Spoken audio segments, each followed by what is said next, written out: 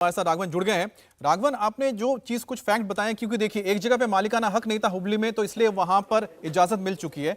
लेकिन जिस जगह पर आप मौजूद हैं वहां पर जब टाइटल सूट आप बता रहे हैं 1974 में आपने जिक्र किया, जब किसी ने दावा ही नहीं किया, तो फिर ये वक्फ बोर्ड के पास कैसे चला गया और आगे क्या इस पर कार्रवाई होने जा रही है? जो पक्ष यहां पर इजाजत मांग रहा है पूजा करने के लिए, क्या वो जाएगा कोर्ट में मालिकाना हक को लेकर?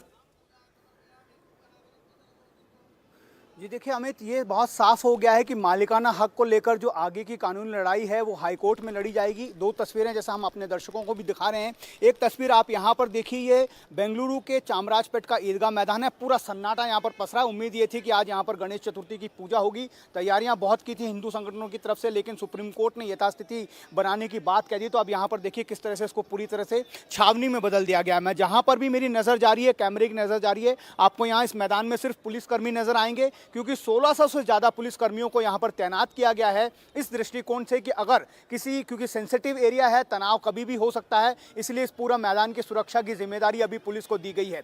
दूसरी ओर हुबली का मैदान, जहाँ पर बहुत साफ तरीके से आधी रात के फैसले में हाईकोर्ट ने कह दिया कि मालिकाना हक जो है हुबली ईदगाह मैदान का वो हुबली धारवाड़ कमिश्नर के पास है। उन्होंने इजाज़त दी है वहाँ पर गणपति पूजा की, तो वहाँ होनी चाहिए। और हमने देखा कि सुबह वहाँ पर गणपति की स्थापना भी हो गई और 3 दिन तक वहाँ पर पूजा का काम होगा। जहाँ पर मैं खड़ा हूँ ईदगाह मैदान में, ये ईदगाह मैदान लगता है कि आने वाले जब तक गणपति विसर्जन का कार्यक्रम समाप्त नहीं हो जाता तब तक ये पुलिस की निगरानी में रहेगा, पुलिस सुरक्षा के बीच में रहेगा।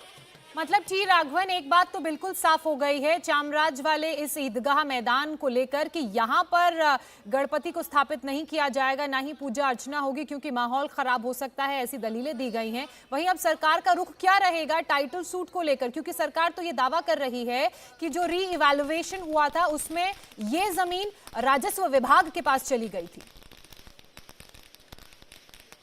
जी बिल्कुल, देखिए जब दो पार्टी डिस्प्यूट करती हैं और कोई भी इस दावे को पेश नहीं कर पाती हैं कि उनके पास इस डॉक्यूमेंट के, जो सरकारी ज़मीन है उसके कुछ डॉक्यूमेंट्स हैं, तो वो एक्ट के तहत रेवेन्यू डिपार्टमेंट के पास चला जाता है। पिछले महीने रेवेन्यू डिपार्टमेंट ने इसने अपने कंट्रोल में ले लिया और हमने देखा कि रेवेन्यू डिपार्टमेंट की तरफ से यहाँ पर 15 अगस्त को झंडा भी फहराया गया था। लेकिन अब कर्नाटक हाईकोर्ट में ये लड़ाई लड़नी है। उन जो मुस्लिम वक्फ बोर्ड है, मुस्लिम संगठन है, उनका कहना है कि 1965 के बाद से उनके पास इस बात का मालिकाना हक है। वो सारे डॉक्यूमेंट हालांकि वो अभी तक ना तो बीबीएमपी को दे पाए हैं ना गवर्नमेंट को दे पाए हैं, और यही कंटेंशन होगा गवर्नमेंट का जब वो हाई कोर्ट में इस लड़ाई को लड़ेंगे कि वक्फ बोर्ड के पास इस जमीन के मालिकाना हक को लेकर पर्याप्त दस्तावेज नहीं है। इस वजह से हो सकता है कि सरकार इस दलील पर अपने पूरे केस को हाई कोर्ट में खड़ा करेगी। देखना होगा कि हाई कोर्ट कितना त्वरित गति से इस पर फैसला देता है। जो हिंदू संगठन है जो इस बार यहाँ पर गणेश उत्सव नहीं मना पाए, उनका भी यही कहना है कि सरकार जब ये केस हाई कोर्ट से जीत जाएगी